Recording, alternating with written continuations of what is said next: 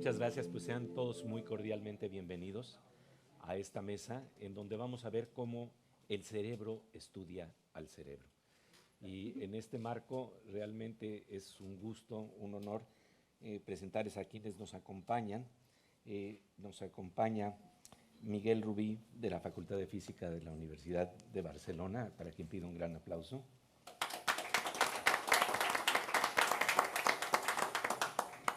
Francisco Fernández de Miguel, del Instituto de Fisiología Celular de la Universidad Nacional Autónoma de México, también. Y está con nosotros también Pablo Loza Álvarez, del Instituto de Ciencias Fotónicas de Barcelona. Y Laura López Mascaraque, del Consejo Superior de Investigaciones Científicas del Instituto Cajal de Madrid. Y bueno, pues la verdad es un gusto darles la bienvenida para hablar de un tema que es muy interesante, porque para explorar las fronteras del conocimiento uno tiene que explorar primero las fronteras del cerebro que precisamente permite el conocimiento. Decía Gerald Edelman, Premio Nobel de Fisiología y Medicina, un gran estudioso del cerebro, que el cerebro no se estudia en una vasija. Es decir, somos nosotros mismos los que estamos estudiando las condiciones que posibilitan a esta expresión tan importante para apreciar el mundo, para asomarnos alrededor de lo que en la naturaleza y para apreciar también justamente lo que quiere decir el cerebro. Y esto quiere decir que entre las diversas narrativas que tenemos para explicarnos el cerebro, por supuesto, está la de la misma literatura, que nos permite tener reportes de lo que está ocurriendo en el cerebro a partir de lo que nosotros exploramos en la mecánica de nuestros pensamientos en la novela, en los torrentes de pensamiento, por ejemplo, en las novelas de James Joyce. Pero hay otra forma también de abordar esta comprensión del cerebro que tiene que ver con los mapas que hace la ciencia, con las estructuras que se imagina el conocimiento científico y que va explorando de manera sistemática. Y bueno, todos sabemos que Santiago Ramón y Cajal fue clave precisamente en esta interfase entre ciencia y arte para el mapa de nuestras neuronas, que prácticamente alcanzan un grado de excelencia artística cuando estamos hablando de tratar de ubicar lo que ocurre en nuestras miles de millones de neuronas. Y es que para ubicar de lo que se un pasaje que a mí me parece. Estamos hablando de galaxias, de estas galaxias tan hermosas que nos han dado, de las cuales nos han dado detalles el telescopio James Webb y que verdaderamente nos deja impresionados. Hay momentos en que vemos galaxias que pueden tener 100,000 millones de estrellas. Cuando apreciamos el cálculo, las estimaciones, es que se habla de 100,000 millones de neuronas. Esto es prácticamente como hablar de una galaxia en el cerebro. Entonces la exploración de este mundo también es igualmente de asombrosa que la exploración del cosmos, un universo interno y un universo externo que a veces parecen tener correspondencias verdaderamente sorprendentes. Y para todavía dar una vuelta de tuerca sobre lo que esto quiere decir, simplemente pensemos lo que plantea el neurocientífico David Eagleman. David Eagleman señala que en tan solo 1 centímetro cúbico de tejido cerebral hay más interconexiones neuronales que el número de estrellas en la Vía Láctea. Entonces ya estamos hablando de algo que es verdaderamente inmenso y que requiere estudiarse desde diferentes disciplinas. Y en este marco le vamos a pedir precisamente, primeramente, a Miguel, que nos hable desde la perspectiva de la física, cómo es esta aproximación a tratar de entender lo que ocurre en nuestra galaxia en el cerebro. Muy bien. Necesitaría un puntero. Aquí, Miguel. Sí, perdón. Sí. Pues muchas gracias por la presentación y por la invitación. Estoy encantado de estar con ustedes aquí. Tengo una larga tradición de colaboraciones con científicos mexicanos. He estado en varias universidades en los últimos años. Mi actividad se paró durante la pandemia, pero espero que se reanude ahora a partir de ahora. Bien, yo les voy a hablar de, como han dicho, no funciona esto, ¿no? Apuntando para allá. Hacia el ordenador. Sí, no. Apuntando hacia el otro. No, lo que no funciona es el paso de... Ah, sí. Ahí está. ¿Ahora sí funciona? Sí. Va con un poco de retraso. Ah, va con retraso. Bueno, Si no, las puedo yo ir bajando desde... bueno, sí, perfecto. Bien, yo voy a hablarles de una neurona nada más, de momento. Voy a reducir la galaxia que hablabas tú a una neurona, con lo cual significa que es un cerebro muy primitivo. Espero que no haya gente que tenga una neurona nada más. Y entonces lo que les voy a hablar es cómo la física puede en fin, extraer información de esa neurona. Yo me interesé por este problema porque Francisco me mostró unos experimentos que había hecho sobre la exocitosis de la... No, esto no. ¿Puedes pasar a la siguiente? Sí. Exocitosis de la serotonina. Estos son los experimentos que hizo él. Y entonces la serotonina está en el interior de las neuronas y forma racimos, clústeres. Y entonces esos clústeres se mueven, de alguna manera se mueven, por algún motivo, y se dirigen hacia la membrana, y en la membrana es cuando se expele la serotonina. La serotonina, como saben, es un potente neurotransmisor que conecta la actividad de las diferentes células y fomenta la cooperatividad, y hay muchas funciones humanas que dependen pues, de esa exocitosis de la serotonina. Bien, entonces, nosotros lo que hicimos fue modelar ese proceso. O sea, la física proporciona, incluso la física estadística, que es el tema que me compete a mí, pues lo que hace es proponer modelos que intentan explicar los experimentos. Y esto es lo que hicimos nosotros, en colaboración con Francisco. Entonces, pero el problema yo creo que se puede plantear de una manera más general. O sea, el problema que planteo con la exocitosis es cómo las partículas, las vesículas de serotonina pueden aproximarse a la membrana, sé cuál es la trayectoria que siguen y cómo se funden en la membrana. Pero el problema admite un planteamiento mucho más general. Es decir, la pregunta básica es ¿cuán lejos puede una partícula viajar a través de un medio mediante la aplicación de una fuerza? Esta es una pregunta muy básica que ya fue formulada por Galileo y por Newton hace muchísimos años, como saben, que establecieron las leyes del movimiento. Y ellos, pues claro, no consideraban que la partícula pues, tenía que atravesar un medio, un medio que puede ser muy complejo, como es el caso de una neurona, o como es el caso de una célula. Y entonces el punto es que si partimos de una partícula que efectúa un movimiento que se llama difusión, a las partículas les cuesta mucho atravesar un canal. Eso sería una partícula que atraviesa un canal, podría ser un ion o podría ser un lípido que atraviesa una proteína, un canal en una proteína. Y entonces el movimiento de difusión único, o sea, solamente ese movimiento, no es capaz de hacer que la partícula pase, porque el ion pase. Hemos de aplicar una fuerza, y la fuerza lo que tiene que vencer es la resistencia del medio. Entonces, el planteamiento de Newton y de Galileo en cuanto a cinemática, en cuanto al movimiento de la partícula, la responsable de este traspaso de ese movimiento en un medio desordenado, que podía ser, por ejemplo, el cuadro este de Kandinsky, ¿de acuerdo? Una partícula que se mueve a través de este medio, la responsable es la entropía. La entropía juega un papel muy importante, la entropía da cuenta del desorden. Aquí he pintado un canal nada más, pero podrían haber una red de canales, como realmente ocurre, por ejemplo, en esta célula o en las neuronas. Entonces, la entropía es la que controla el movimiento. La entropía pues, da cuenta, por ejemplo, de que estos canales pues, no tienen una sección transversal constante, son rugosos, ¿de acuerdo? Y esa rugosidad la captura la entropía. Y la entropía, las diferencias de entropía que produce la diferencia de rugosidad dan origen a fuerzas, que se llaman fuerzas entrópicas, y esas fuerzas son las que, de alguna manera, intervienen en el problema de una partícula que se mueve en un medio desordenado. Esas fuerzas son importantes. O sea, la partícula tiene que vencer barreras entrópicas, no solamente barreras energéticas, como pasa en el estado sólido, sino barreras entrópicas que son más comunes en biología y en materia condensada blanda. Bueno, entonces la entropía también es importante porque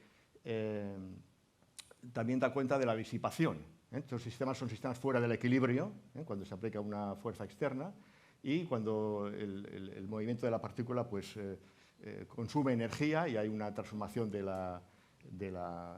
una generación de calor, y ese calor es fruto de la disipación. Y la disipación, por ejemplo, es importante.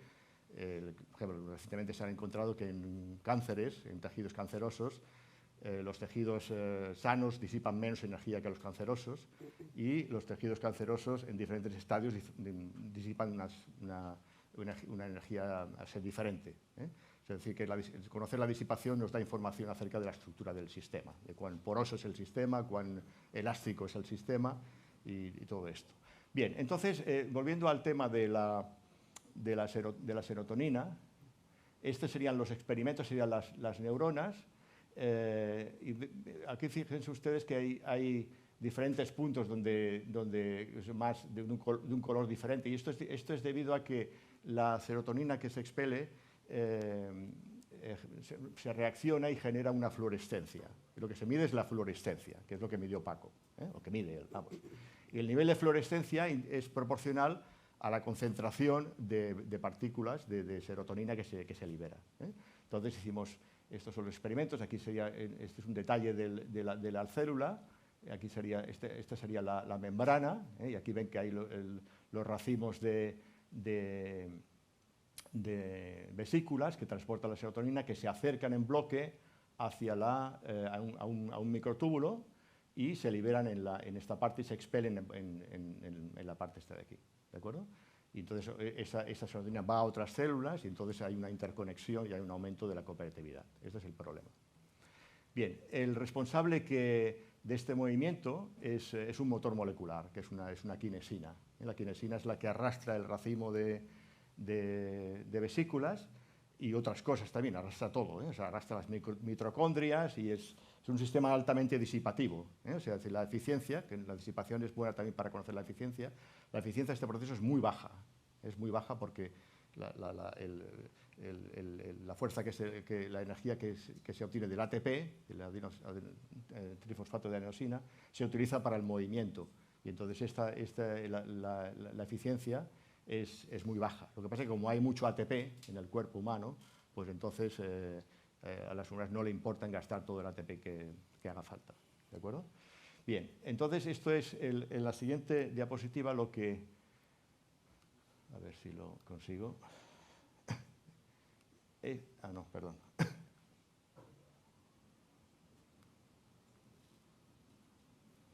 Entonces, tiene memoria esto, ¿eh? Vale. Entonces, el modelo que utilizamos es un modelo en el que el racimo de vesículas va a través de un microtúbulo. Estos elementos de aquí son las quinesinas, y entonces son las que de alguna manera arrastran. Aquí están todas las fuerzas que actúan, que son fuerzas del motor molecular, fuerzas elásticas, fuerzas de fricción y fuerzas aleatorias, porque la partícula el motor es muy pequeño y el movimiento browniano es importante. Y aquí pues lo que obtuvimos fue pues, calculando el nivel de fluorescencia, las líneas continuas indican el nivel de fluorescencia calculado con el modelo, y los puntos son los puntos experimentales que midió Francisco. Entonces, se ve que con este modelo pues, se obtiene un buen acuerdo de la fluorescencia, que es proporcional, como he dicho antes, a la concentración de serotonina, o sea que la liberación de serotonina está explicada por este modelo. ¿De acuerdo? Bien, el siguiente punto que quería comentar es un tema también en el sentido de lo interdisciplinar de las... A ver. Este es un problema.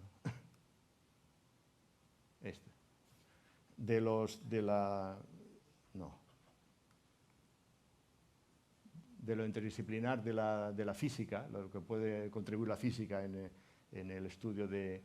Vaya, es que tiene memoria, o sea, es decir, cuando uno le aprieta, tiene que esperar sin apretar un rato. Aprenderé vosotros, ¿eh? Vale.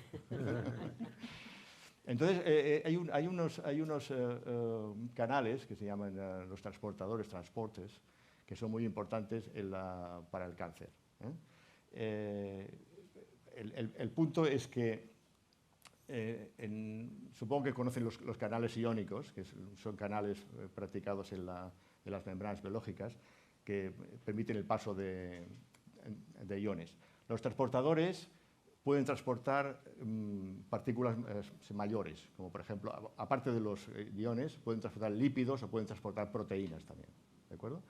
Y entonces, recientemente una de las fronteras del estudio del cáncer es precisamente el hecho de que las células cancerosas son muy listas y lo que hacen es que impiden que los medicamentos que entrarían por aquí, ¿de acuerdo? Ese transportador lo que hace es oscilar, toma energía del ATP, oscila, y cuando oscila, si ya las partículas no pueden pasar, pero el ATP le da energía y se abre, y entonces pueden pasar las partículas. Este es un mecanismo íntimo. Entonces, las células cancerígenas, lo que hacen es impedir esta función. Y entonces impiden, o sea, las drogas, los medicamentos llegan aquí, pero la célula impide, el mecanismo íntimo de la célula impide que puedan pasar y por consiguiente no matar a la célula. Entonces, un poco la investigación o parte de la investigación actual en cáncer va en el hecho de proporcionar medicamentos que perturben ese mecanismo de las células cancerosas para que los medicamentos puedan llegar a ellas y puedan de alguna manera destruirlas. Entonces, la física, hicimos también una serie de modelos calculando los ritmos de paso de partículas y calculando identificando situaciones en las cuales el deterioro proporcionado por las células del cáncer en impedir este mecanismo pues fuera recuperado, ¿de acuerdo? Entonces sería también un ejemplo claro de una colaboración interdisciplinar entre la física y la biología. Con esto, pues, de momento... Perfecto, perfecto. Gracias, de verdad. Y bueno, es que vamos a ver precisamente cómo hay diferentes enfoques para estar viendo qué es lo que ocurre entre esas miles de millones de neuronas, cómo se da paso la comunicación que nos permite percibir. Y ya estás apuntando a algunos problemas que pueden darse cuando esta comunicación tiene algunos impedimentos. Y estamos planteando el problema entonces de la ciencia basada en la curiosidad, que estamos planteando en términos de ciencia básica. En este momento de esta conversación, entonces, Francisco, lo que te vamos a pedir es que nos hables precisamente desde esa perspectiva de cómo entienden el cerebro, por esa curiosidad de saber qué es lo que pasa desde una neurona hasta el ensamble de 100.000 millones de neuronas. Bien, bueno, muchas gracias. Gracias a todos, gracias a Jorge Volpi, a la UNAM que nos trajo para acá, a la Casa de México en España, que es una maravilla, y a la Fundación Ramón Areces, que nos recibió con tanto lujo ayer. Y Miguel acaba de hacer ya una introducción de lo que mencionó Pepe, justamente a 3 niveles distintos, porque él nos mostró, primero, la interacción entre un físico y un biólogo para estudiar un problema muy fundamental en la biología del cerebro, que es cómo se libera un transmisor vital que está modulando nuestros estados de ánimo. El segundo es la colaboración entre un español y un mexicano que ha dado frutos. Y el tercero, que es también importante mencionar, tiene que ver con la naturaleza misma de las neurociencias, que de nuevo es la colaboración entre los dos, cada uno con su disciplina, cada uno con un enfoque, con una manera de pensar distinta, justo lo que tocaron ayer con las matemáticas. Se juntan 2 maneras de pensar y surge algo que no hubiera salido de otra manera. Impensable. Impensable, sí. Surge algo impensable. Sí, exactamente. Y entonces el problema es un problema inherente a las neurociencias, y las neurociencias que comentábamos ayer son posiblemente una de las disciplinas más nuevas que hay. Como disciplina se estructuró apenas en los 60, a pesar de que Cajal prácticamente la inventó aquí en España él solo, lo cual es sorprendente, siendo muy autodidacta, pero analizó muchos problemas distintos. Y en los años 60, Steve Kupfer creó el primer departamento de neurociencias, que fue el primer departamento en Harvard que estuvo fundado para estudiar un órgano, que fue el sistema nervioso.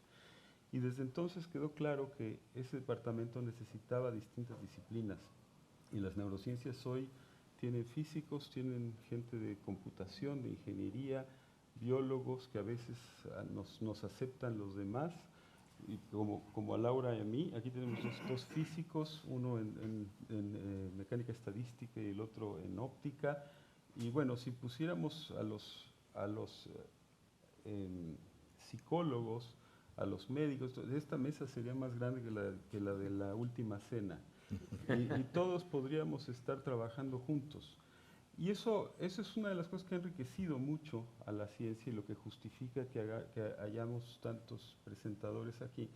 Y el problema que están ustedes viendo, que estamos estudiando a nivel de una sola neurona, es un problema que se extiende y que permite justamente analizarlo desde muchas perspectivas, porque la liberación de este transmisor regula conductas.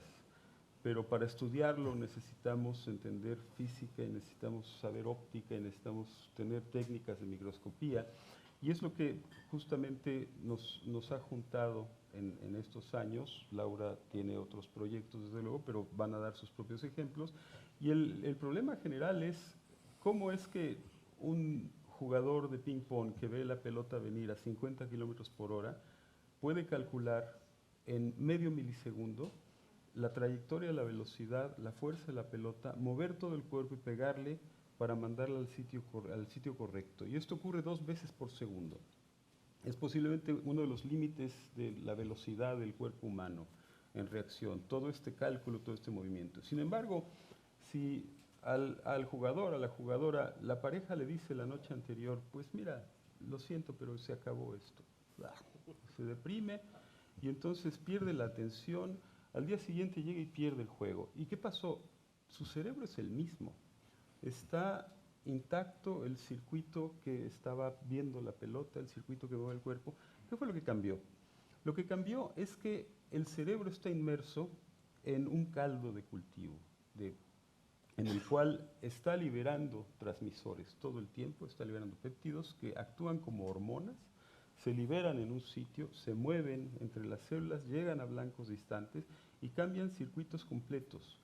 No solo neuronas, cambian células satélite, las células gliales, cambian la circulación de la sangre, hacen que llegue la sangre donde hay actividad. Y esta actividad integral dura mucho tiempo, es difusa y está ocurriendo siempre en nuestra vida en paralelo con los circuitos rápidos. Y es justamente lo que modula la actividad, lo que modula nuestro sistema digestivo, lo que modula nuestra respiración, lo que modula nuestro estado de ánimo. Entonces, ese es el problema que estamos estudiando. Ya Miguel nos mostró intracelularmente cómo la activación de las células hace que se mueva la serotonina, que está encapsulada hacia la membrana, se libera. Ahora, ¿qué pasa fuera de las células? Y si logro controlar esto, seguramente lo podré... Sí, tienes que apuntar hacia allá. Ahí está, aquí está. Aquí tienen ustedes la preparación con la que hemos estado estudiando, y esto es un cerebro aislado de la sanguijuela. Y ustedes se preguntarán por qué estudiar un animal verde que nos muerde y nos saca la sangre. Porque cada uno de sus ganglios, de su sistema nervioso, es como este, exactamente como este, tiene 400 neuronas, las conocemos por nombre y apellido, sabemos con quién se conectan, sabemos en qué circuitos conductuales están actuando, y podemos activarlas y podemos ver circuitos producirse en el plato. Entonces, con esto es el impulso eléctrico que está produciendo una neurona. El tamaño muestra que es la misma neurona, más chicos es una neurona, más grandes es otra, y aquí no hay correlacionados. Estimulamos ahora y tenemos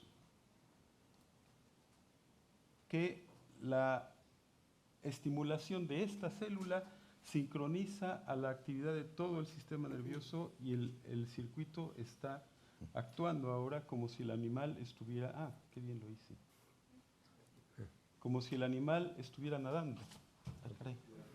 Entonces, este es el punto. La serotonina se libera y viaja a activar neuronas como estas que están a la distancia. ¿Cómo lo está haciendo? Y entonces esto nos ha llevado ahora a colaborar con físicos, con ingenieros que están trabajando en el laboratorio en óptica para ver a las moléculas, para ver cómo se libera, para ver cómo se mueve en los espacios, cómo llega a los sitios distantes y cómo podemos ver la actividad eléctrica cambiar. Y aquí tienen ustedes un ejemplo. ¡Qué desastre de puntero! Esta es la molécula. Esta es una representación de la molécula. La serotonina la vemos aquí, representada por su fórmula. Y si nosotros con un láser pulsado de muy alto poder enfocamos la luz sobre un punto, 3 fotones activan a la serotonina y emite luz violeta. A la vez se produce una fototransformación, 2 fotones más producen luz verde y otra transformación en la que 2 moléculas se unen hacen que produzca luz azul. Entonces con el láser podemos ver 3 colores distintos y la manera en la que se producen depende de la concentración y podemos ahora calcular. Y aquí tienen ustedes cómo lo hacemos. Esta es una célula que no ha sido estimulada todavía. El área que está aquí la ven en este punto, ven mucho verde, ven rayas rojas, rayas azules que muestran que hay cierta cantidad de serotonina. Esta es la parte interior de la célula que está ahí, la parte que rodea a la célula, que tiene capas de células satélite que capturan más adelante a la serotonina, es esta, y esto es espacio extracelular. Estimulamos a la célula y después de 10 minutos ven que se reduce la parte de serotonina que está contenida dentro, aumenta la serotonina que está en la periferia y de ahí se empieza a mover y es lo que cambia la conducta del animal después de unos cuantos minutos. Entonces, el problema biológico es el problema que estamos estudiando. Hemos desarrollado esta técnica en el laboratorio gracias a Guillermo Hernández y Dilia Olivas, que son formidables, y ellos son físicos e ingenieros. Dilia es física en óptica, y hemos desarrollado también otra técnica para ver la actividad eléctrica que no se ve aquí.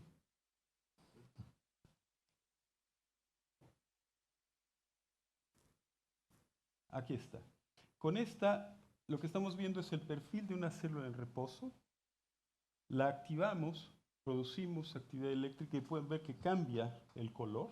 Se está invirtiendo el color, pasa de verde a azul.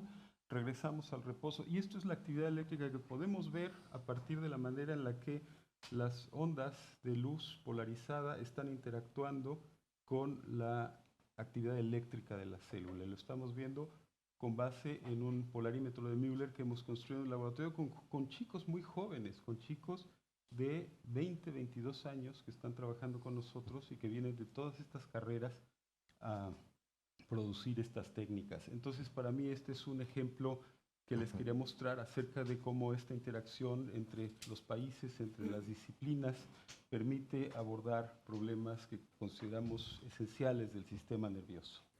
Así es, y Pablo, pues justamente vamos a ver el ángulo de la óptica, ¿no? De la física, de la óptica, de la fotónica además, específicamente, porque el día de ayer estábamos planteando todos los instrumentos que se están desarrollando, que realmente están expandiendo las fronteras de lo que podemos percibir, pero eso se aplica no tan solo a las estructuras más grandes de la naturaleza, sino también a las más pequeñas. Y cuando estamos hablando del cerebro, pues estamos estudiando realmente aquello que nos permite ser, ¿no? Esto es verdaderamente interesante porque de lo que estamos hablando es de un proceso autorreferente. Estamos estudiando lo que permite que nosotros seamos, que nosotros podamos existir. Lo decía de una manera muy interesante el biólogo George Wald, que también ganó el Premio Nobel de Fisiología y Medicina. Él decía que los físicos, aquellos que se dedican hacer estudio de la física, son el instrumento que tienen los átomos para que se puedan conocer a sí mismos. Y las neuronas también tienen a los neurocientíficos como instrumento para que se puedan conocer las neuronas. Hablemos de qué es lo que ocurre entonces gracias al trabajo de la física óptica. Así es. Yo me enfocaré en estudiar las neuronas con alta resolución. Y claro, también se dice por ahí que es ver para creer. Entonces, lo que yo hago es producir instrumentos que nos permitan ver cómo funcionan estas neuronas. Me pondré aquí porque estoy justo de espaldas. Sí, sí, sí. Uy, se fue demasiado. Aquí está. Ajá. Entonces aquí les pongo ejemplos de 3 instrumentos. Déjenme ver si puedo. Bueno, son instrumentos que hemos modificado en el laboratorio, que hemos construido totalmente desde cero y que hemos, por ejemplo, puesto en hospitales, ¿no? Estos son los instrumentos que están en un hospital de Noruega y otro en un hospital de París. Entonces, ¿qué es lo que hacemos? Bueno, en este caso estamos estudiando un sistema de neuronas muy particular, que es el que nos permite ver, es decir, la retina. Ajá. Entonces, ¿qué es lo que pasa? Cuando nos hacemos mayores, algunas personas pierden los fotorreceptores. Los fotorreceptores son aquellas células que cambian la luz en una señal que pueda ser interpretada por el cerebro y que más adelante puedan formar una imagen. Entonces, en el primer paso llega la luz y esa luz se convierte en una señal eléctrica. Si esos fotorreceptores se pierden, dejamos de ver. Entonces, una de las cosas que hacemos es que estamos usando retinas de ratas, las ponemos en nuestro microscopio y por abajo pueden ver un implante de retina. Estos implantes de retina están hechos de un material que está ahora de moda, que se llama grafeno, que se supone que es muy biocompatible y que tiene ciertas ventajas a la hora de mandar una señal eléctrica. ¿Qué es lo que hacemos? Bueno, pues imagínense, cuando se llega la luz a los fotorreceptores, estos mandan una señal eléctrica. ¿Cómo es esa señal eléctrica que se manda al cerebro? ¿Son pulsos? ¿Es una señal continua? ¿Qué tan cortos son los pulsos? ¿Qué tan rápidos? ¿Qué tan distantes entre ellos están? Entonces, con nuestros microscopios, pues estudiamos este tipo de cosas. La idea es, obviamente, entender cuáles son las señales eléctricas que mejor emulan lo que vemos en el ojo. Es una tarea difícil porque no tenemos nadie que nos diga, ahora sí veo bien, ahora no. Entonces tenemos que aprender por técnicas de fluorescencia cómo mejorar esta señal. Esta es una de las cosas que estamos haciendo. Obviamente, aquí hemos sacado una retina de una rata y la hemos puesto en el microscopio. Lo podemos hacer y además podemos poner marcadores fluorescentes para estudiar las células. En un humano es un poco más difícil poner un marcador fluorescente. Algunos de ellos son tóxicos. Pero tenemos que movernos en esa dirección. Entonces, ¿qué es lo que estamos haciendo? Estamos construyendo estos equipos que nos permiten ver la retina de personas, de pacientes, ¿sí? Entonces, por ejemplo, aquí pueden ver el fondo de una retina, pueden ver la sangre circulando por una de las venitas. Estos puntos que ven aquí son los fotorreceptores. Obviamente, la imagen se está moviendo porque el ojo nunca está quieto. Son movimientos sacádicos. Y esto es bien interesante. Este instrumento es un microscopio con focal, que además tiene una técnica que le hemos robado a los astrónomos, que se llama óptica adaptativa. Entonces, ¿qué es la óptica adaptativa? Bueno, pues es un instrumento para corregir las aberraciones. ¿Qué son las aberraciones? Si yo me quito mis lentes, la luz me llega aberrada y no veo nada. Si yo me pongo mis lentes otra vez, estoy corrigiendo mis aberraciones y puedo ver bien. Si esto lo queremos hacer con muchos pacientes, pues tenemos que tener una manera inteligente de corregir por estas aberraciones. Y esto es lo que se llama óptica adaptativa. Entonces, aquí podemos ver cómo se mueve el ojo, los diferentes fotorreceptores y todo hacia el fondo, todas las diferentes capas de la retina. Y en este instrumento hemos corregido ya, el video ya terminó, pero hemos corregido ya el movimiento. Estamos avanzándonos a cómo se va a mover el ojo para poner las imágenes en su lugar.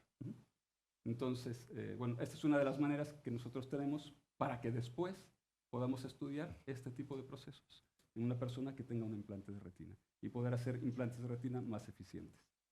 Esta es una de las aproximaciones que tenemos. A ver si... Bueno, ahora se activó el video. Esperemos un poquillo porque no quiero...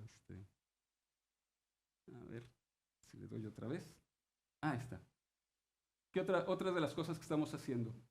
Ahora los voy a mandar a una técnica que se llama de superresolución. Es una técnica que nos permite ver cosas muy pequeñas, más allá de lo que normalmente podría conseguirse con el mejor microscopio que ustedes puedan tener.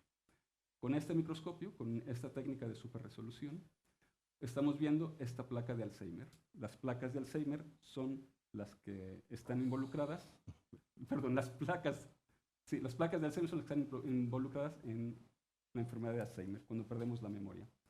Entonces, voy a ver si puedo volver a pasar el video. Es una imagen de alta resolución de esta placa. Entonces, hay una de las teorías que dicen que la placa en sí no es la culpable de que perdamos la memoria, sino cada una de estas pequeñas estructuras que ven por aquí. Claro, con microscopios convencionales, estas pequeñas estructuras se ven relativamente grandes. Con técnicas de superresolución podemos adivinar el tamaño exacto, y son muchísimas más pequeñas. Resulta que estas pequeñas estructuras que ven aquí se pueden insertar entre la conexión entre dos neuronas e impedir el paso de la señal de una neurona a la otra. Entonces, si no tuviéramos estas técnicas de superresolución, pues no sabríamos ver de qué tamaño son estas cosas. Pues esto lo estamos estudiando. ¿Qué más? Esta es otra técnica de superresolución. Es una técnica ligeramente distinta. Aquí estamos estudiando la encefalopatía. Entonces, otra vez, hay receptores sinápticos. Los receptores sinápticos son los encargados de recibir la información de una neurona hacia la otra. Son moléculas muy, muy pequeñitas, muy, muy pequeñitas. Entonces, la falta de estas moléculas, que tiene un nombre muy especial, está relacionada con la encefalopatía. Otra vez, si hay pocas moléculas de estas, pues tendremos problemas relacionados con neuroplasticidad, aprendizaje y memoria. ¿Qué es lo que descubrimos? Lo que hemos descubierto es que no es que haya una falta de estos receptores, sino que ellos se agrupan. Cuando está esta enfermedad, ellos se agrupan. Entonces parece ser que hay menos, pero no es cierto. Entonces la terapia que se pueda tratar de identificar es no aumentar el número de estos receptores, de estas proteínas, sino tratar de dividirlos. ¿Sí? Entonces son técnicas distintas e involucran fármacos distintos. Y esto lo podemos ver gracias a que tenemos la resolución. Fíjense lo que nos da una imagen con un microscopio convencional y la imagen verdadera que tenemos con estas técnicas de superresolución. Aquí es imposible de cuantificar nada y aquí sí que podemos hacer nuestras cuantificaciones. Y el último ejemplo que les voy a poner es este.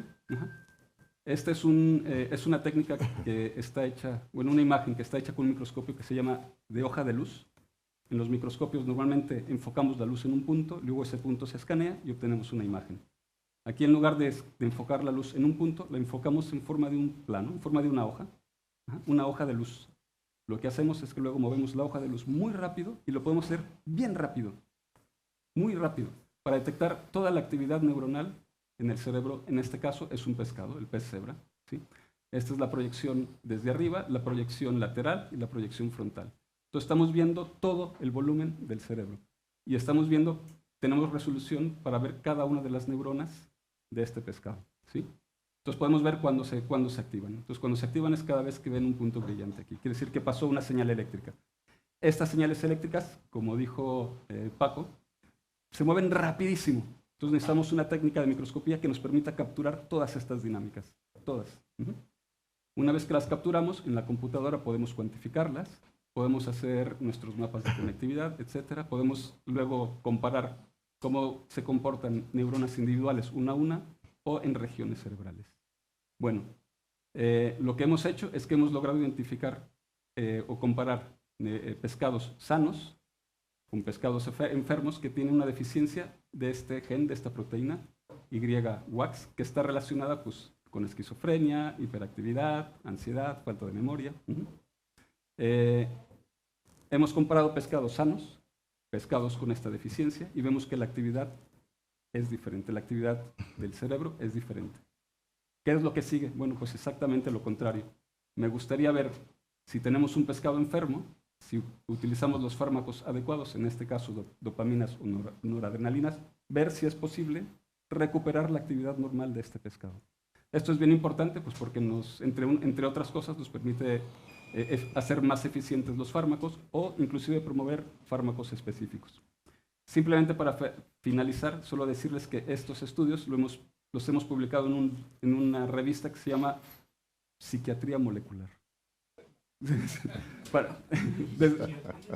Psiquiatría molecular, cómo las moléculas modulan tu comportamiento, básicamente.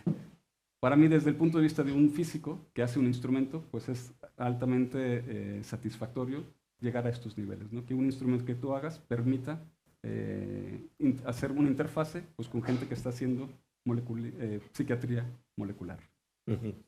Pues y con esto creo que yo acabo. Sí, muy interesante lo que planteas, porque de nuevo tiene que ver con este estudio fino, ¿verdad? De lo que es el cerebro. Pero justamente lo más interesante es que estamos hablando de una red muy compleja, ¿no? Laura, si estuviéramos planteando cómo se genera un cerebro, cómo se crea un cerebro, realmente estamos hablando de una construcción que termina en propiedades emergentes que precisamente son las de la percepción, las de la conciencia, y que están mediadas en esos niveles tan finos. Háblanos un poco de esa curiosidad de la ciencia básica que permite entender cómo se simula la realidad. Gracias.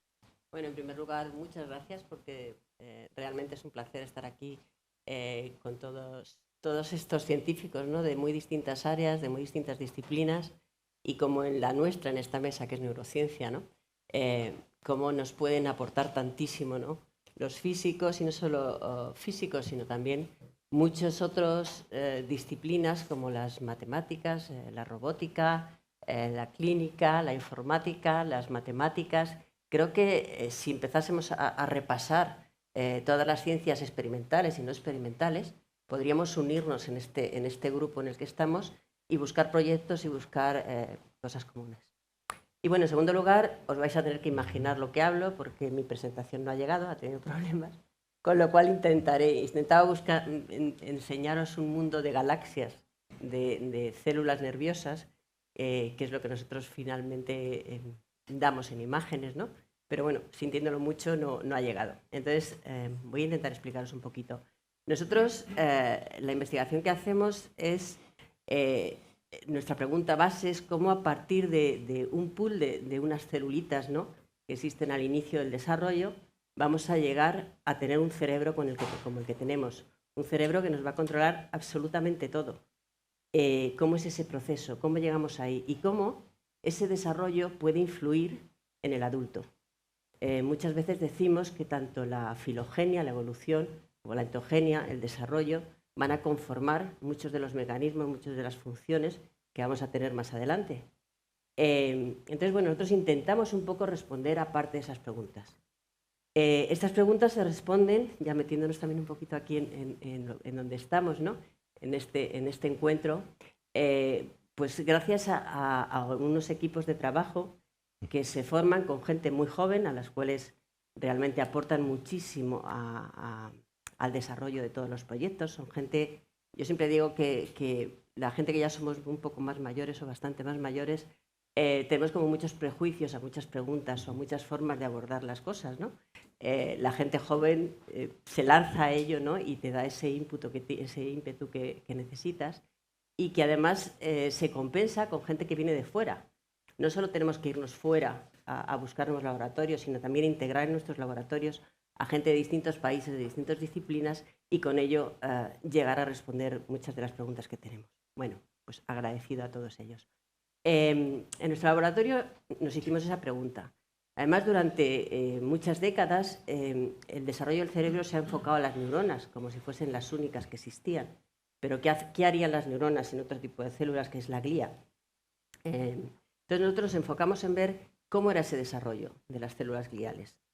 Se habían hecho muchas técnicas para poder abordar ese problema, técnicas de trazado en un momento, técnicas de linaje que eran con determinadas aproximaciones, que eran con retrovirus, lentivirus, con técnicas de marcaje, toxinas y demás.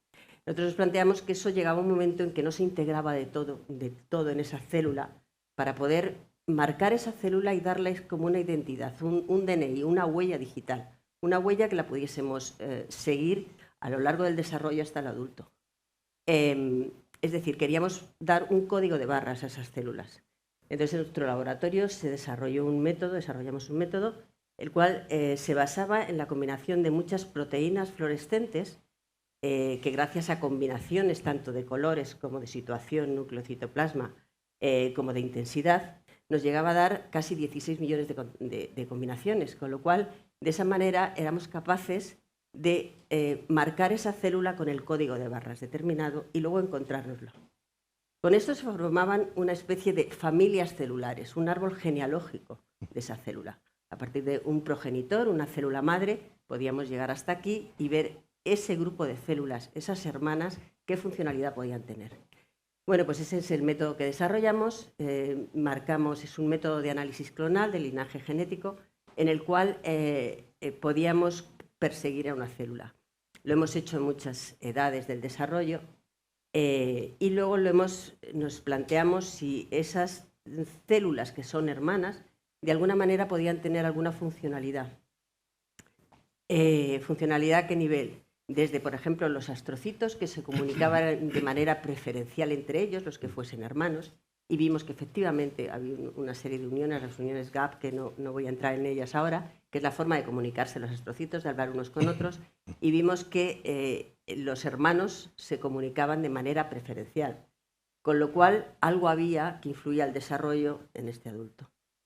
Pasamos a otros modelos, por ejemplo, a hacer una lesión cerebral en un adulto que lo habíamos marcado previamente. Nosotros siempre hemos pensado que la manera de abordar un problema y no tener contaminantes de ningún tipo alrededor sería hacerlo in vivo, con lo cual hacíamos inyecciones sin útero, abríamos al ratón, le inyectábamos en una zona del cerebro a distintos estadios, desde muy temprano en el desarrollo hasta más tarde.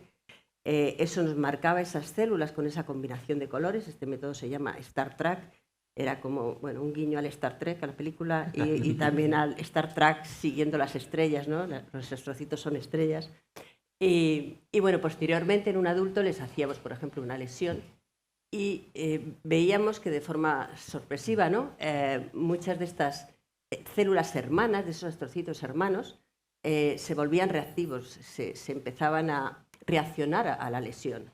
Y además lo hacían de forma que podía estar un astrocito de un clon que llamamos de esas células hermanas muy cercano a la lesión, mientras otros astrocitos que eran hermanos se volvían reactivos y otro que estaba justo al lado no se volvía reactivo. Es decir, que de alguna manera se sincronizaban para dar una respuesta. Esto nos llega a muchas preguntas, ¿no? Como decir, ¿realmente en el desarrollo hay un tipo de célula que va a ser la que ayude en una lesión a poder regenerarla o no? ¿O hay otros que no responden para nada a ello? También lo hemos probado, hemos hecho en un modelo de esclerosis múltiple en ratones y también hemos visto que cercanos a la lesión, unas células, hablamos ya entre las células gliales, hay muchos tipos, hay una diversidad celular como ocurre con las neuronas, unas se llaman oligodendrocitos, se llaman células NG2, se llaman astrocitos, y también había tipos de células que estaban respondiendo específicamente de forma clonal, de forma familiar, ¿no? a esa lesión. Para todo esto hay que hacer un análisis enorme, porque imaginaros que tenemos cantidad de células marcadas de muy distintos colores. Cada una de las células las tenemos que analizar con distintos canales de fluorescencia en series de cerebro y además ese marcaje no solo está en el citoplasma, sino también está en el núcleo y de forma distinta. Tenemos un código que son 12 números, los cuales se marcan 6 colores en citoplasma, 6 en núcleo, y damos un código de barras, ¿no? Por eso necesitaríamos ahora mismo, por ejemplo, la ayuda de Pablo, ¿no? que es un experto y nos podría quizá solucionar algunos de los problemas que tenemos. Necesitaríamos la ayuda de gente que trabaje en computacional, ¿no? Para que nos ayudase. Hemos desarrollado ya alguna macro, algunos programas, pero que pudiésemos automatizar este método. Y luego, bueno, este método, además de todo esto, pues se ha podido llevar incluso a un trabajo en cáncer, por el cual se sabe, por ejemplo, en el cáncer hay unas células que proliferan mucho más deprisa que otras y se piensa que quizá esas sean las que provoca el gran tumor, ¿no? Entonces, con este marcaje podíamos, desde un marcaje de distintas células, podíamos ver qué tipo de células prolifera más, analizarlo con algún tipo de ómica y así saber qué tipo de genes, qué tipo de proteínas están regulando toda esa historia. Bien, pues así muy rápido y básicamente eso es lo que nos estamos dedicando y bueno, espero que la explicación os haya un poco, habéis podido imaginar un poco, ya que no lo puedo mostrar, cómo es las aproximaciones experimentales que tenemos a partir de unas preguntas. Además de esto, nuestro laboratorio siempre está muy enfocado en el sistema olfativo, ha sido un sistema en el cual hemos querido muy útil para poder estudiar el desarrollo del cerebro y para estudiar muchos mecanismos dentro del cerebro, porque es el único sistema de todos los que tenemos en el cual las neuronas están en el exterior y además están regenerando continuamente durante la vida adulta. Estas neuronas están situadas en la nariz están al exterior y están con una interacción muy grande con el mundo exterior. Y además ese sistema, al contrario de otros sistemas sensoriales, tiene la necesidad de estar regulado por casi 400 genes, mientras que, por ejemplo, el visual solo son 3. Es decir, que tiene mucha más importancia de lo que parece. Y es un sistema en el cual hemos estudiado tanto a nivel científico y como a nivel de poder llevar la ciencia a la gente, a la docencia, al público en general, ¿no? Y poder enseñarles cómo funciona un cerebro a través de este sistema. Con lo que tú estás planteando, por eso sabemos a veces cómo está una situación diciendo huele mal. Huele mal o huele mal. Esto huele mal. Sí. O cuando dices tengo química con esta persona, no la tengo. Exacto. Ahí hay interacciones muy finas que nos habla precisamente de no tan solo la comunicación que ocurre dentro de nuestros cerebros, sino entre nuestros cerebros. Y esto es muy interesante porque este concepto ha sido desarrollado por Roger Bartra, un notable antropólogo, que plantea que precisamente a eso se le puede llamar exocerebro. Exocerebro, el cerebro exterior, el que implica la comunicación de ideas entre distintos cerebros. Y esto nos lleva a plantear precisamente el intercambio de información que se están llevando a cabo hoy en día entre científicos mexicanos y españoles en torno a estas investigaciones. Hablemos de qué áreas de colaboración están desarrollándose conjuntamente y están haciendo esto que se llama exocerebro, que dicho de otra manera no es más que lenguaje y cultura para comunicar precisamente estos hallazgos científicos y para seguirlos explorando. Entonces, ¿qué colaboraciones están dando? Bueno, yo a lo largo de los años la verdad que he tenido bastantes colaboraciones, no han acabado bueno, una de ellas sí tenemos una colaboración con un trabajo. Muchas han sido aportando nuestra visión desde el desarrollo sobre el marcaje celular en muchas preguntas que tenían científicos mexicanos. He estado mucho en conexión con científicos de Querétaro, de la UNAM, en los cuales hemos hecho colaboraciones, intercambio de estudiantes. Ahora mismo en la sala está Edwards Antonio Cabrera, que es un estudiante que lleva con nosotros, fue estudiante suyo, un postdoctoral, ¿no? Que lleva con nosotros año y medio, ya se va a final de este mes, pero en el cual lo que queremos hacer desde aquí es un poco trasladar la parte de tecnología de este laboratorio para poder integrarla allí y que pueda responder a más preguntas con distintas aproximaciones experimentales. Han pasado gente realmente de todo tipo. Con Paco hemos intentado hacer también una colaboración juntos, lo que pasa que no acabó todavía, pero seguro que lo vamos a seguir haciendo, ¿no? En el cual combinando pues, todos estos approaches que tiene que nos ha contado tanto Miguel como él, ¿no? Y ver qué es lo que pasa en nuestros modelos y con un tipo de células específico, cómo puede la adición de serotonina cambiar el curso de una dinámica celular determinada. Y bueno, pues yo creo que en eso estamos, ¿no?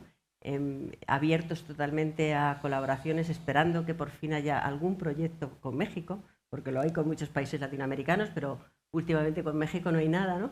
Con lo cual es muy difícil llevar a término muchas cosas porque necesitamos una financiación, ¿no? Y desde aquí, y yo creo que es el mejor foro que tenemos, solicito que lo haya, ¿no? Y creo que muchos de nosotros lo tenemos, tanto por parte de las autoridades mexicanas como las autoridades españolas, ¿no? Que se produzcan este tipo de... La CONACYT sí hasta ahora ha financiado, por ejemplo, Edwards creo que está financiado por la CONACYT, a alguna asociación como FALAN, como Ibro, ¿no? Hemos tenido alguna ayuda para intercambio de investigadores, ¿no? Pero es algo que desde aquí creo que es el mejor foro para insistir en ello, en que tiene que haber, porque creo que México y España pueden hacer muchas cosas juntos. Y porque estamos hablando de investigaciones de frontera, cuando sueñan en esas investigaciones y tratan de entender más a fondo qué es el cerebro, ¿en qué áreas se están planteando que se pueden hacer desarrollos interesantes? Digo esto porque realmente lo interesante de las neurociencias es que se pueden aplicar de manera concreta en la educación, para no ir más lejos, ¿no? Hay, por ejemplo, aquí un educador maravilloso, José Antonio Marina, que justamente ha tratado de plantear cómo estos descubrimientos que se hacen en torno al cerebro y las fases de aprendizaje se pueden aplicar y llevar al salón de clases. Sí, bueno, tenemos mucho hecho entre nosotros. Los 3 colegas que están sentados aquí han sido profesores distinguidos en la UNAM. Miguel nos llevó 2 veces el curso magnífico de mecánica estadística y yo pensaba que iba a haber pocos estudiantes. Reservé un auditorio para 30 asistentes y en 2 horas, después de haberlo anunciado, estábamos saturados. Nos fuimos al auditorio principal del instituto y lo llenó. Y lo repitió al año siguiente y después a Laura he estado varias veces. Con Laura, además, yo tuve la fortuna de llevar las neurociencias a Bolivia hace años y en el segundo y tercer curso, que ya fueron escuelas, Laura fue y llevó materiales, llevó equipo y pudimos tener a los chicos haciendo prácticas de olfacción y de histología, de fisiología, todo esto. Y Pablo estuvo también en un curso de fotónica, en un taller latinoamericano, donde llevamos 15 estudiantes de Latinoamérica y estuvimos enseñándoles principios de óptica. Y Pablo les llevó un modelo que diseñó con Lego, que pudieron armar un microscopio de ultrarresolución y llevárselo a casa en el bolsillo.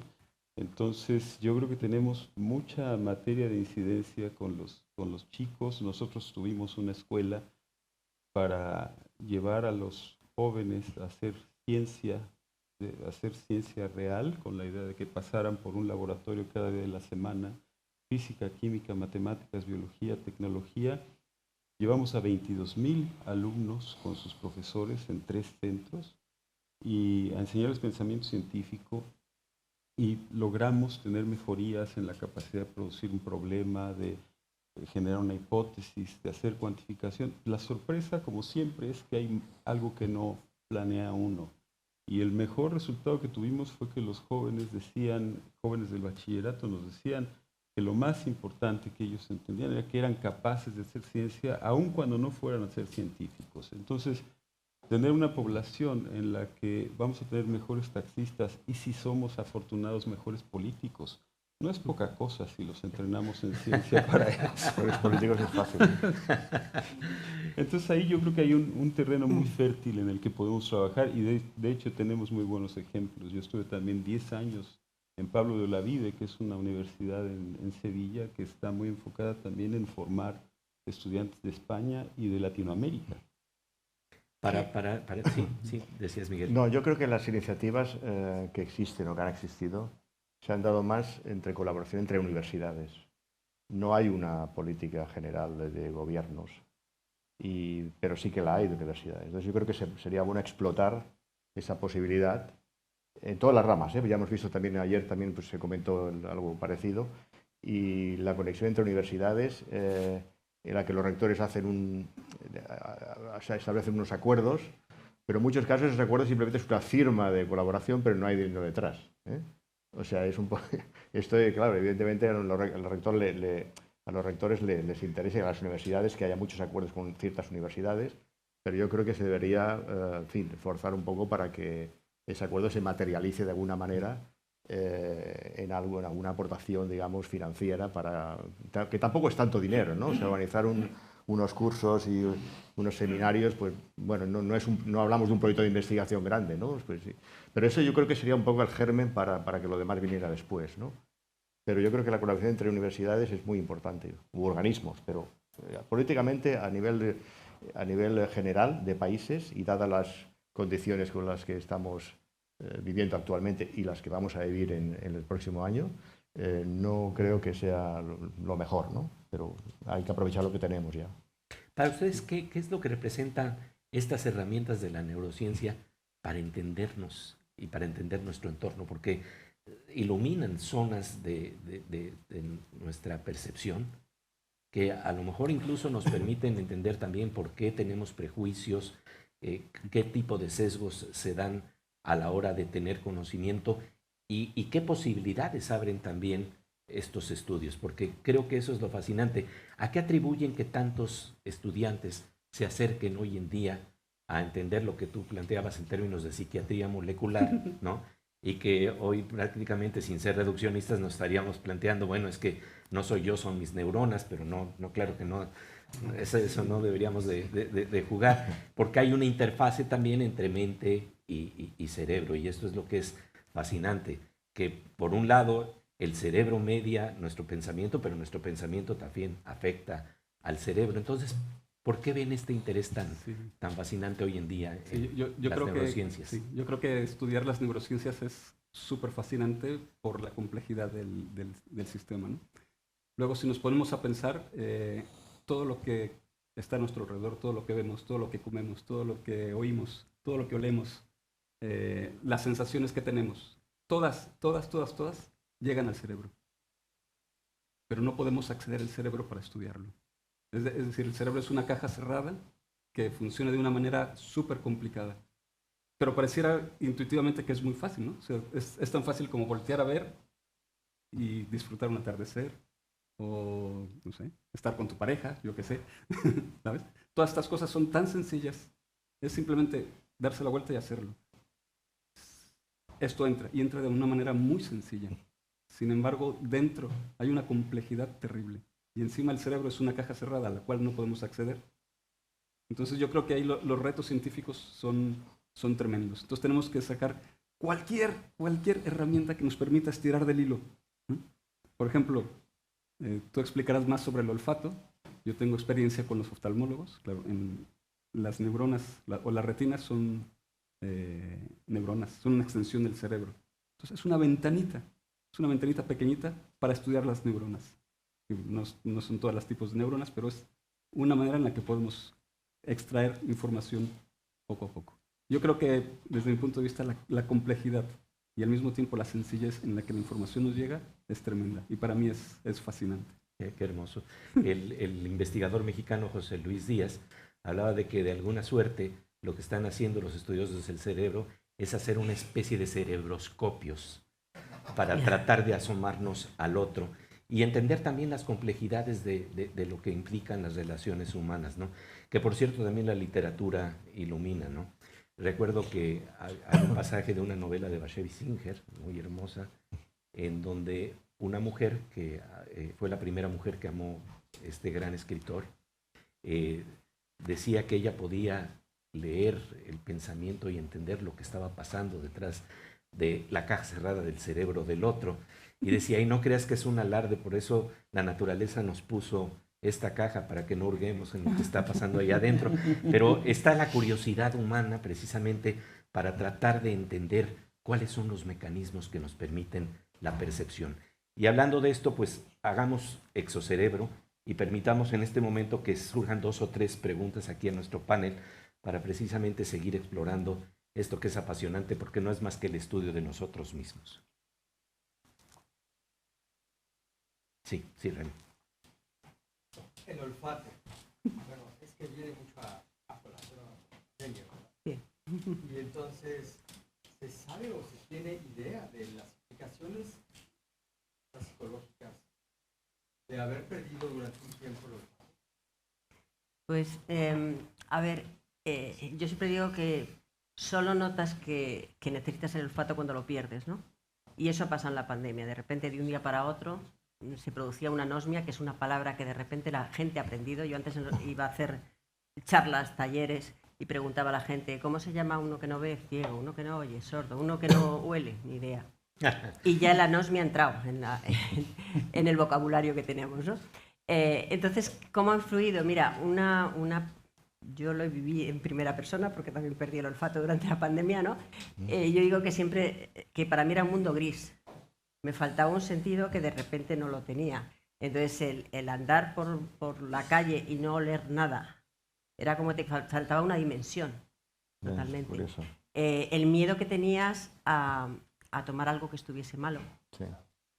A no oler cualquier peligro que viene, lo tenemos que oler. De hecho, el gas tiene un compuesto para poder olerlo y no... el dar un abrazo, un beso a alguien cercano y no oler nada. Entonces, fíjate que hay gente que perdió el olfato y lo pierde para siempre, que, por ejemplo, incluso se acaban separando de su pareja o a los hijos no le tiene el mismo arraigo que antes, les falta una tercera dimensión. El problema que tienes también que no te sabe la comida, el 80% del sabor es olfato y no es gusto. Con lo cual, eso lo decimos todos, estamos constipados y nada te sabe a nada. Vino es agua perfumada, ¿no? Sí, efectivamente. No sabes si tú hueles bien o hueles mal. Ese es un problema que tienes y dices, madre mía, no, estaré oliendo mal, no puedes saber nada. Entonces, es un aspecto que parece tonto, pero una vez que le pierdes te das cuenta de todo lo que has perdido. Y tiene efectos, por supuesto, psicológicos. La gente que es anósmica desde de nacimiento es distinto. Es como la gente que es ciega o la gente que es sorda, ¿no? Que se acostumbra a vivirse en un sentido. Pero la gente que hemos vivido con un sentido determinado y de repente lo perdemos, estás como loco por recuperarlo, ¿no? Sí. Yo creo que estamos todos muy de acuerdo en conocer cuál es el funcionamiento del cerebro, ¿no? Porque nos explica, bueno, pues todas las cosas que estáis comentando, cómo vivimos. Pero da la sensación de que queremos saber cómo funciona el cerebro de forma general, pero no queremos dar información sobre cómo funciona nuestro cerebro. Cuando uno va al psiquiatra, mucha gente dura 2 sesiones, porque le hacen preguntas y él no quiere responder, porque piensa que de esa manera van a saber cosas de él que él cree que son íntimas y que no debe saber. ¿Cómo se explica eso? Quizás hace falta algún psiquiatra en la mesa, ¿eh?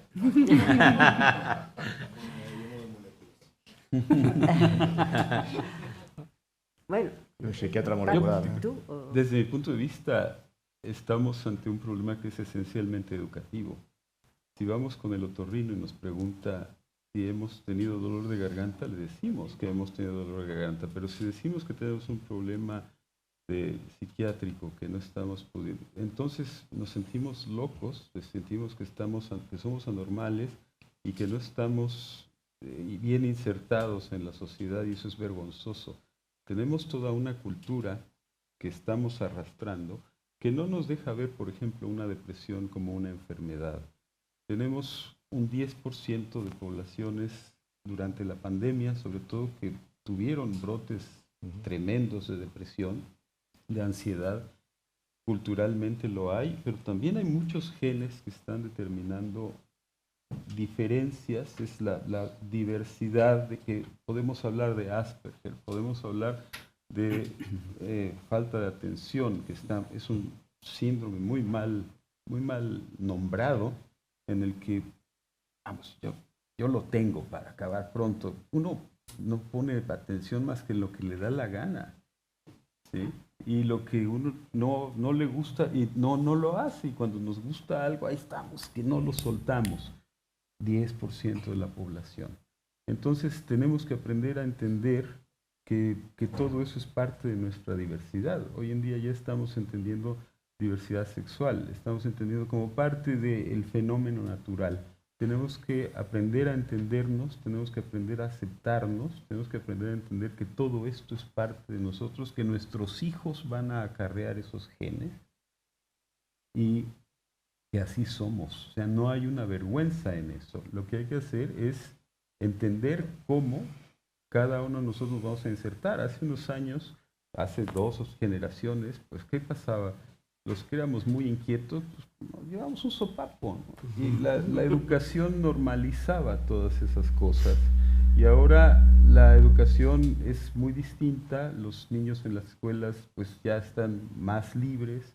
Hay, por otro lado, menos autoridad de los maestros de luego con lanzar el borrador, y me parece bien, pero ya se necesita que cada niño casi sea tratado de una manera distinta en este momento. Entonces, todo esto creo que pronto va a empezar a integrarse de una manera en la que comprendamos más el origen de todas estas cosas, que pase la moda de que todos los niños que se portaron mal hoy son los que tienen que ir al psicólogo porque tienen problemas de atención, ¿no? Pero no, tampoco es para tanto, ¿no?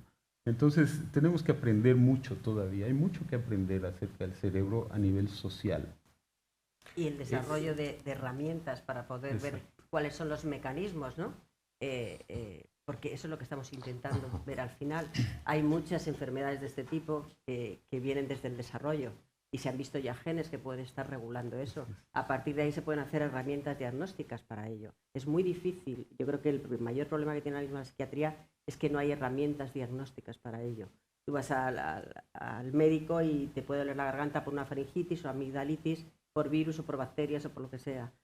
Vas al psiquiatra y es un poco de decir, bueno, pues quizá a ver si con esto funciona, a ver si con esto no funciona, y a lo mejor te están dando una medicación que realmente te está estropeando un circuito o te lo está arreglando. Pero quiero decir que la base del diagnóstico es muy difícil porque todavía sabemos muy poco del cerebro. Es que estamos todavía viendo cuáles son los mecanismos, cómo los circuitos se conectan unos con otros y qué pasa cuando tú interfieres uno, lo sobreexpresas o lo inhibes, ¿no? Entonces creo que hace falta mucho estudio de neurociencia y además con una multidisciplinaridad enorme. Sí, fíjate que eso de la multidisciplinaridad es importante porque si el problema se plantea en términos de reduccionismo, pues nos encontramos con los casos clínicos de Oliver Sacks, que justamente plantean que un ser humano es también una narrativa, una historia que se está contando a sí mismo. Y claro, hay una dimensión en la que tienen que ver todos estos efectos y estudios a nivel molecular de lo que está pasando para entender parte del problema, pero no se reduce nada más a esa dimensión, ¿no? Por eso Oliver Sacks decía que en alguna ocasión un gran matemático fue a tratarse con él, y cuando hicieron todos los estudios, pues le curaron la migraña que tenía a ese matemático, pero le quitaron las matemáticas, desapareció esa habilidad matemática. Entonces, estamos hablando de un problema complejo que tiene que ver con una narrativa, y Pablo, tú quieres plantear un punto. Sí, yo quería simplemente complementar que, por ejemplo, para nosotros es bien importante saber si una rata, un pescado, tiene Alzheimer o tiene alguna deficiencia. Entonces, evocando la interdisciplinaridad, trabajo mucho con gente que se dedica a otras áreas, en particular a ver cómo es el comportamiento, ¿no? Cómo es el comportamiento del ratón, cómo es el comportamiento del pez. Y claro, vemos que es distinto. Entonces, primero tenemos que saber que el comportamiento es distinto y luego nosotros vemos a nivel molecular. Pero hay más. Ahora hay técnicas ópticas en las cuales tú puedes modificar genéticamente el cerebro del animal, del organismo modelo. Entonces, eso es lo que se conoce como autogenética. Entonces, hay comportamientos bien interesantes en los cuales tú tienes, por ejemplo, un ratón en una caja y tienes un muñequito que va dando vueltas. Entonces, el ratón se va haciendo a un lado conforme se va acercando el muñequito. Cuando le pones luz azul a la caja donde está el ratón, se activan genéticamente unas regiones del cerebro y el ratón, en lugar de hacerse a un lado, lo ataca. ¿Sí?